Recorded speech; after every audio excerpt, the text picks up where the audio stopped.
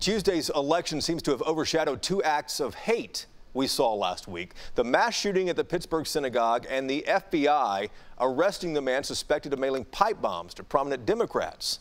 This morning, our next contributor places blame on one person. Here's Ed Gray from the Commish radio show with My Voice, My Opinion.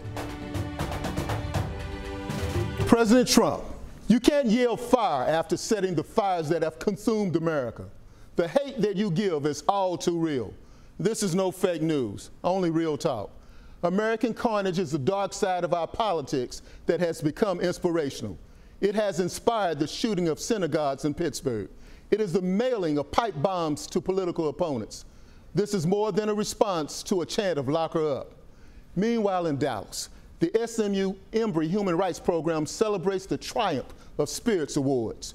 Those who fight against the unjust, global and local champions of human rights, we shall overcome the carnage that is today's America.